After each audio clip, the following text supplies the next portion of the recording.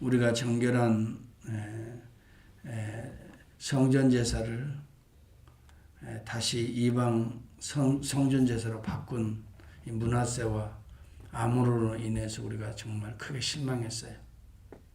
어떻게 히스기야 왕같이 하나님 앞에 정말 선하게 개혁을 했던 그 아버지를 닮지 않고 아하스나 요담을 닮아서 히스기야의 아들 므낫세가 이런 엄청난 참 그릇된 악을 행할 수 있나. 히스기야 아버지를 본받으면 얼마나 좋았겠나. 그래서 우리가 어제 살펴볼 때에 나이 문제를 가지고 힌트를 삼았어요. 그가 어린 나이에 즉위하다 보니까 그의 나이가 12세라고 그랬죠 어제. 그러다 보니까 아무래도 주변의 사람들의 귀 기울이고 또 그런 관리들의 이야기대로 방백들의 원리대로 나간 거예요. 여러분 백성들의 또 아니면 관리들이나 방백들의 이야기를 듣게 되면 결국 우상숭배로 빠지게 됩니다. 곁길 가게 됩니다. 하나님의 음성을 듣지 못하면 이것이 키워드입니다. 이스라엘의 역사를 풀어내는 키워드입니다. 오늘 그것이 중요한 또 다른 인물을 통해서 우리가 알게 됩니다. 여기 므낫세의 아들 누가 등장하냐면 요시야가 등장하는데요. 왕위에 오를 때에 나이가 8세라 그랬어요. 자기 아버지는 방백들이나 관리들의 이야기를 듣고 우상숭배로 나라를 온통 다시 그 할아버지 때에 히스기야 때에 그 거룩한 개혁을 다 다시 뒤집어 놨는데 요시야 왕이 나이 8세에 등장합니다. 어쩌면 아버지 므낫세가 일찍 돌아가시고 이제 어린 나이지만 요시야가 왕위에 등극하게 돼요. 그런데 여기 본문에 보면 31년 동안 다스립니다. 그런데 여호와 보시기에 정직히 행하였다. 그의 조상 다윗의 길로 걸으며 좌우로 치우치지 않고 아주 중요한 이야기죠. 오직 어렸을 때 아직도 어렸을 때 이게 중요합니다. 어렸지만 아까도 말씀했어요. 므낫세도 어렸어요. 그래서 악한 길로 갔는데 여기 요시야는 다릅니다. 아직 어렸을 때 곧 왕위에 있은 지 8년에 그러니까 16살입니다. 아니죠? 맞나요? 8세 왕위 이 어린 날에 요시야 그 아들 요시야는 어떤가 보세요. 그의 조상 하나님을 비로소 찾고 하나님을 찾았다라고 나옵니다. 12년에 유다와 예루살렘에 비로소 정결하게 하여 산당과 아세라 목상들과 아로새긴 우상들을 부엄한 우상들을 다 찍어서 제거해버렸다라고 나옵니다.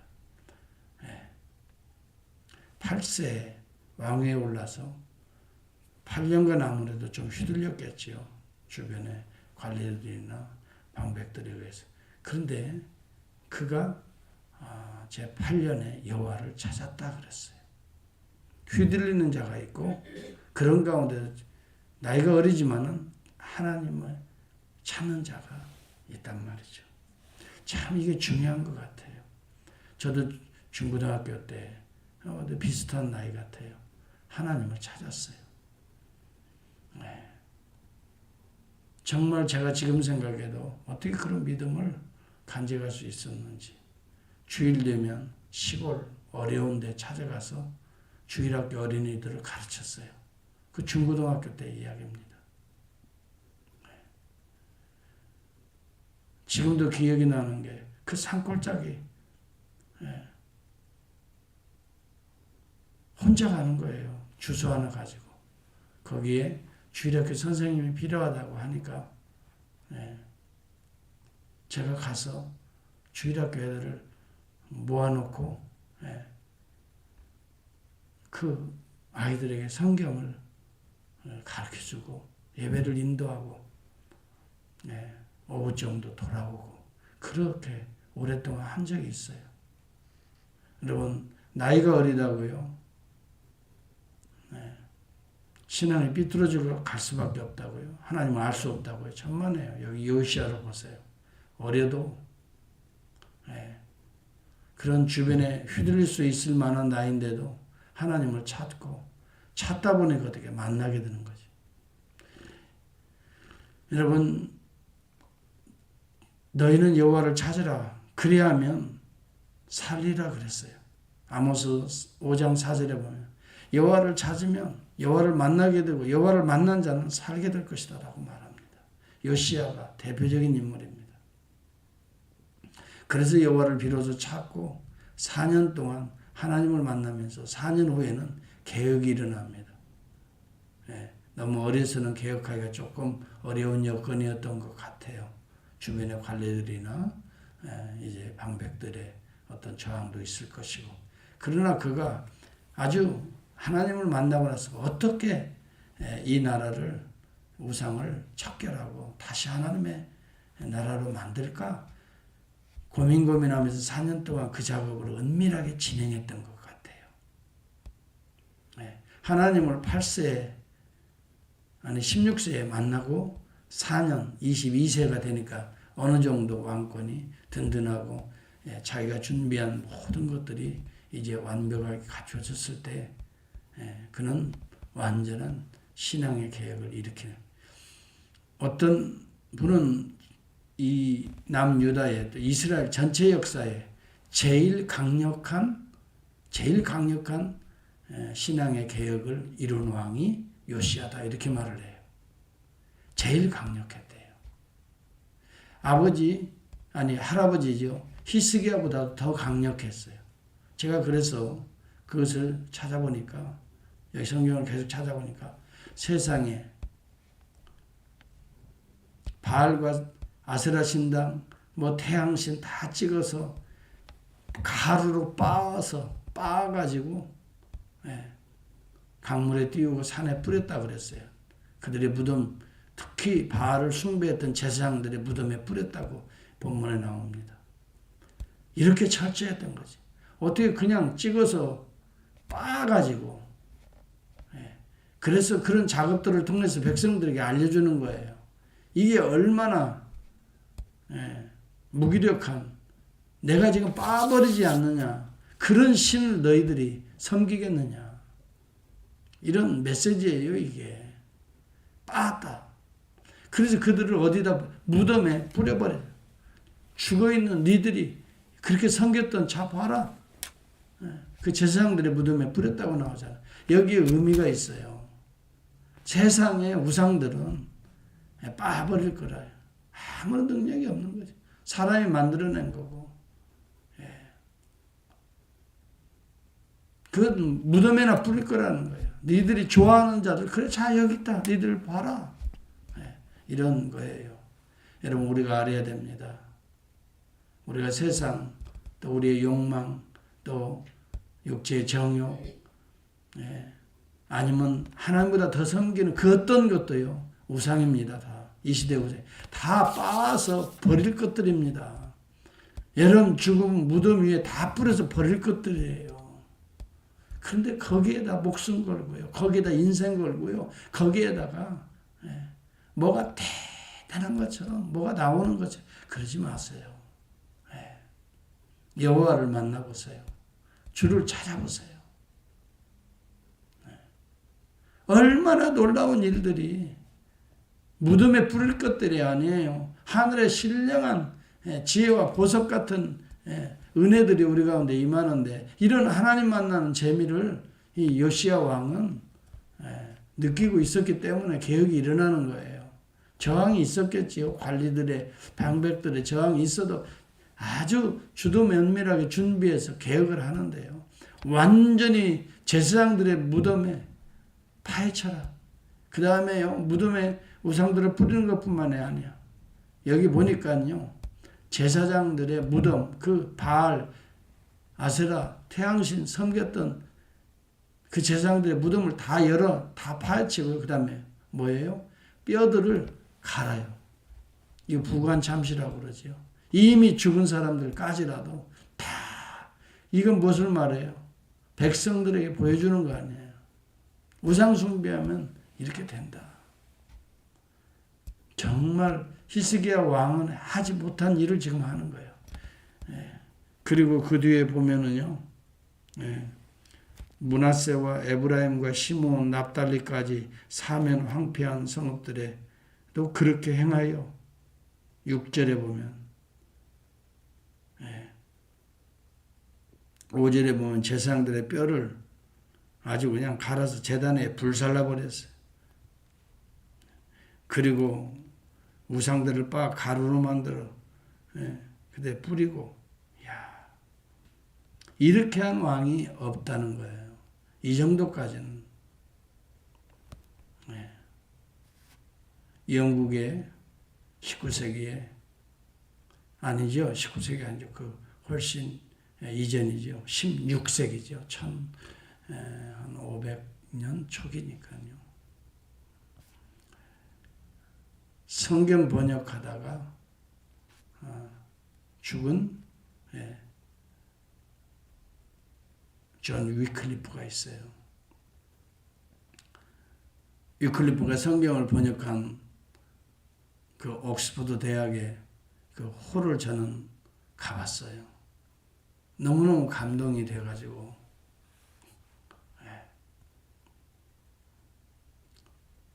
그런데 메리 여왕이 등장하면서 이 위클리프 무덤을 파고 부관참시시켰어요. 불을 태워서 강변에 뿌려버리도록 했어요. 여러분, 이 요한 위클리프는 하나님 나라에 놀라운 역사를 하다가 부관참시를 당할 정도. 그럴수록 그는 그만큼의 영광 가운데에 살게 되죠. 근데 여기 우상을 숭배하다가 부관참시를 당하는 거죠. 그렇게 철저하게 나라들을 정결하게 하고 있는 요시야 왕을 보면서 대단한 왕이구나. 나이 탓할 게 아니에요. 나이가 뭐 어리다고 못하는 것도 아니고, 나이가 뭐 많이 들었다고 나는 주님 일을 못하고, 뭐 절대 그런 거 아닙니다. 나이가 어리면 어린 대로, 나이가 드신 분은 드신 대로 이 땅에 살면서 하나님이 불러가실 때까지는 정말 어떤 사람은 환경 탓해요. 뭐 내가 먹고 사는 다 핑계입니다. 다 한번 자세히 보세요. 내 영혼이 그리 가 있는 거지요. 이럴 수밖에 없어. 다 핑계예요. 여기 요시야 왕 보세요. 나이 어린 므낫세와 전혀 다르잖아요. 다 어렸을 때 왕위에 등극하지만 요시야 왕을 보면서 또 한 인물이죠. 요아스 왕. 그래도 7세에 등극을 하죠. 그러나 그 요아스 왕은 대제사장 여호야다가 옆에 있어서 섭정했기 때문에 그래도 이 여호야다 사는 날 동안에는 그래도 개혁운동을 뭐 따라서 하죠. 그렇지만 여호야다가 죽고 난 이후에는 그 아들 스가랴 제사장을 아주 돌로 쳐 죽입니다. 왜? 요아스가 다시 우상숭배로 원점으로 돌아가니까 자기를 생명을 아달랴 죽이는 가운데 구해서 은밀하게 시녀를 통해 구해내서 성전에 대제사장의 성전에 숨긴, 그래서 살려낸, 그래서 왕위에까지도 아달랴를 폐위시키고 백성들이 아달랴를 또 죽였지만은 여하튼 그런 생명의 은인의 아들을 스가랴를 뭐 나쁜 일 한 게 아니고 잘못된 걸 지적하니까 돌로 쳐 죽였다고 그랬어요. 이런 사람도 있어요. 나이의 문제도 아니고요. 나이 어리다고 못하는 것도 아니고요. 나이 많다고 뭐 하는 것도 아니에요. 중요한 것은 여호와를 만나야 돼요. 네. 여호와를 찾으면 만나게 되고 만나게 되면 살리리라 약속한 말씀이 그대로 스텝으로 이루어지는 거예요. 여러분 매일매일 여호와를 찾으면 매일매일 만날 것이고 만나줄 것이고 매일매일 살려줄 것이에요. 지금 뭐 코로나19 뭐 이런저런 이야기하고 여러분 핑계대기도 좋아요. 네. 우리는 신앙이라고 하는 건 어떤 환경, 여건 이런 걸 넘어서 있어요. 필립 얀시의 뜻밖의 장소에서 만난 하나님이라는 책이 있습니다. 거기에 나오는 내용이에요. 스페인 선원들이요 대서양을 넘어서 남미 대륙으로 이제 진격해 들어가는데 그때 일어난 일이 기록되어 있어요. 스페인 선원들이 탄 이 돛배가 아마존강 상류에 도착을 합니다. 바다를 이제는 통과해서 강으로 들어간 거예요. 오랫동안. 그런데 강폭이 너무 컸어요. 이게 바다인지 강물인지를 몰랐어요. 선원들은 아직도 대서양에 떠 있는 줄 알았다는 거예요. 그때 선원 중에 많은 사람들이 가지고 온 물이 다 떨어져서 죽었어요. 죽음의 원인이 뭐예요? 바닷물은 먹을 수 없으니까 이게 바다인 줄 알고 그게 강물이었는데도 불구하고 강물은 퍼마시면 되는 건데도 물이 있음에도 불구하고 물을 마시지 못해 죽은 거예요.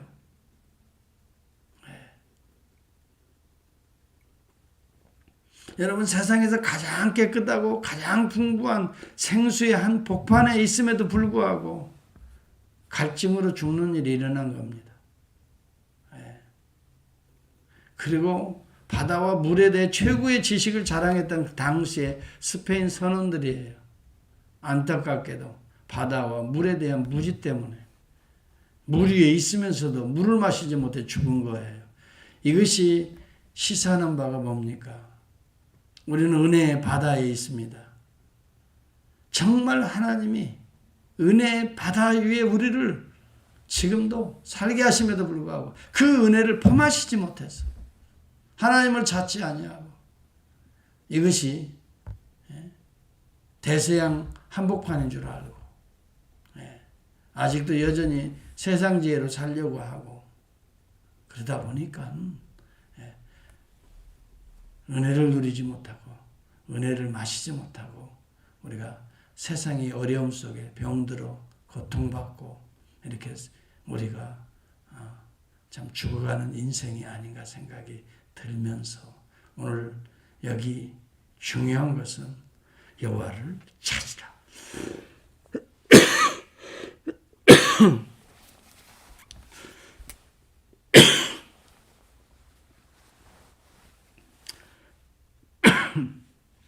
죄송합니다. 아직도 어렸을 때라고 말을 합니다. 아직도 어렸을 때 그가 여호와를 찾아 비로소 찾고 만나고 준비하여 계획을 이루었다는 핵심입니다. 이후에 한 4년 동안 이런 계획이 온 북쪽 북단과 남유다의 제일 남쪽에서부터 전 이스라엘 영역에 한 4, 5년간 이런 우상들을 찍는 일에 앞장섰던 요시야 왕. 그러다가 성전을 청결하다가 무엇을 발견하게 되냐면 율법책을 발견하게 돼요. 그래서 이걸 서기관 사반이 왕에게 갖다 주어서 읽게 합니다.